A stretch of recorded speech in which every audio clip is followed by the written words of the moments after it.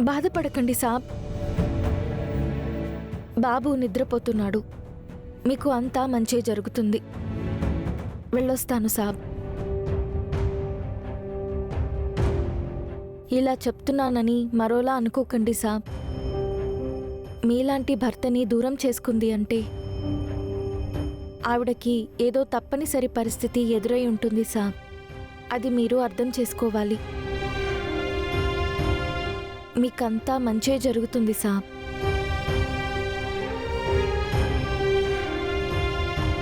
ఇక నేను మీ ఇంట్లో వాళ్ళందరికీ చెప్పేసి బయలుదేరుతాను సాబ్.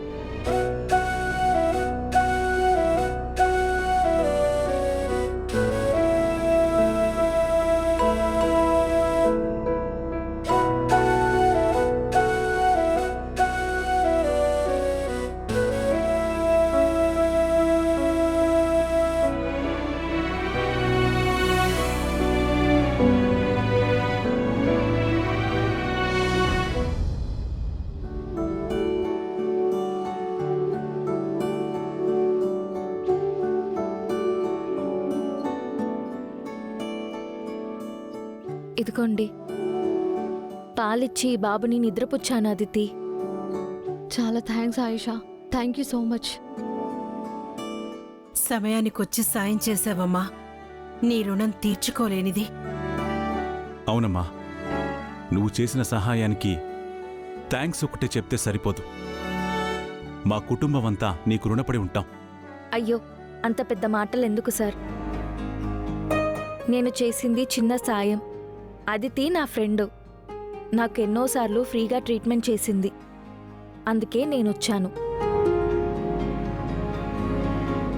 చూసారా, విన్నారా? ఇది అదితి గొప్పతనం. తను చేసిన మంచితనం వల్లనే ఈరోజు మనకు మంచి జరిగింది. ఈ మాణిక్యాన్ని మనం గుర్తించలేకపోయాం.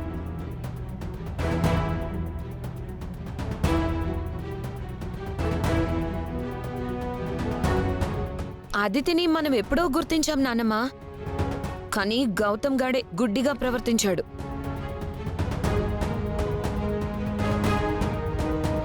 అవును బామ్మగారు, మీరన్నట్టు బామ్మర్దికి మాణిక్యం ఏదో మట్టిరా ఏదో తెలియక బంగారం లాంటి అదితిని కాదని ఆ అహల్యని పెళ్లి చేసుకుని వచ్చాడు. రారా, ఎప్పటికైనా అదితి ఎంత గొప్పదో, తన మనసు ఎంత మంచిదో అర్థం చేసుకో. తన వల్లనే ఈరోజు నీ కొడుకు ప్రాణాలు నిలిచాయి.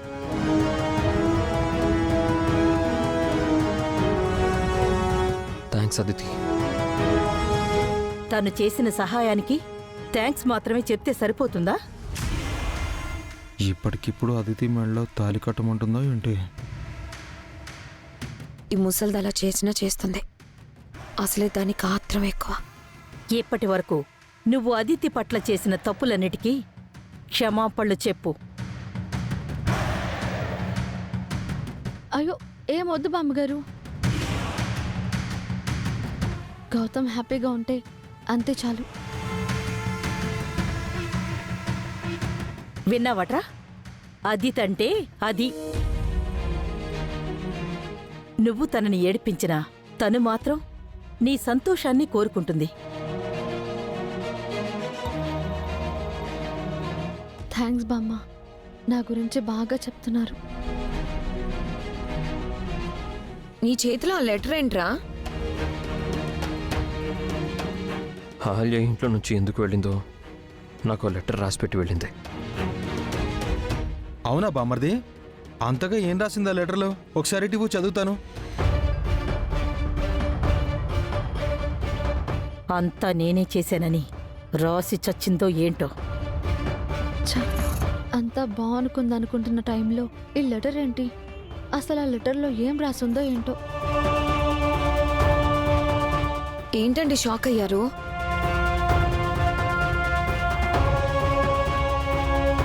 అనవసరంగా నాన్నమ్మని అనుమానించావు కదరా. అహల్య తనకి తానుగా ఈ ఇంట్లో నుంచి వెళ్ళిపోయిందని ఈ లెటర్లో ఉంది.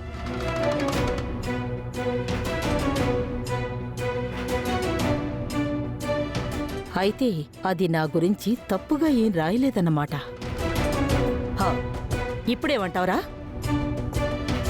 అది వెళ్ళిపోవడానికి నేనే కారణమని నన్ను నిందించావు. ఇప్పుడు నేను కారణం కాదని ఒప్పుకుంటావా? తనకు తానుగా వెళ్ళిపోతే నేనేం చేస్తాను? నువ్వేం చేస్తావు? ఇక్కడ ఉన్నవాళ్ళు ఎవరు మాత్రం ఏం చేస్తారా? ఎంతటితో ఎక్కి గొడవ వదిలే, దాని గురించి మర్చిపో. నువ్వు దాని గురించి అస్సలు ఆలోచించుకో. అలా ఎలా వదిలేస్తానన్నమ్మా? అహల్య నా భార్య, నా బిడ్డకి తల్లి. తనెక్కడున్నా నేను వెతికి తీసుకొస్తాను. అప్పటికి కనపడకపోతే పోలీస్ స్టేషన్లో కంప్లైంట్ ఇస్తాను. ఏంటి? పోలీస్ స్టేషన్లో కంప్లైంట్ ఇస్తావా? ఒక పంచి పోలీస్ స్టేషన్లో మాత్రమే కాదు, టీవీ వాళ్ళకు కూడా చెప్పు. అర్జున్ ప్రసాద్ కోడలు ఇంటి నుంచి వెళ్ళిపోయింది అని ఊర్లో వాళ్ళందరూ చెప్పుకుంటారు. అప్పుడు గాని మన పరువు పోదు. అవునరా, అనవసరంగా నాన్న పరువు తీకు. ఉన్న గౌరవం చెడగొట్టుకో. ఆ అహల్యకి నీ మీద నీ బిడ్డ మీద ఇష్టం లేదు. ఉంటే అలా చేసేదే కాదు. ఆ అహల్య ఏదో ఆశించి నిన్ను మాయ చేసి పెళ్లి చేసుకుంది బామ్మర్ది. అది దక్కకపోయేసరికి బిడ్డను కనేసి గప్చుప్గా వెళ్ళిపోయింది. అలాంటి దాని గురించి ఇంకా ఎందుకు ఆలోచిస్తావు? వదిలే. ఇక్కడ లేని మనిషి గురించి ఎందుకు మీ ఇష్టానుసారంగా మాట్లాడతారు? అది ఎంత తప్పో తెలుసా? అనవసరంగా ఆ అమ్మాయి మీద లేనిపోని నిందలు వేస్తున్నారు. ఏంటమ్మా అంటున్నావు? కట్టుకున్న భర్తను వదిలేయడం తప్పు కాదా? కడుపును పుట్టిన బిడ్డను వదిలేయడం పాపం కాదా? దాన్ని వెనకేసుకొస్తున్నావు. తను ఎందుకు అలా చేయాల్సి వచ్చిందో మీకు తెలుసా బామ్మగారు? మీరు ఆడవారే కదా. ఏ ఆడది తాళి కట్టిన భర్తని, పేగు తెంచుకుని పుట్టిన బిడ్డని వదులుకోవాలని అనుకోదు కదా.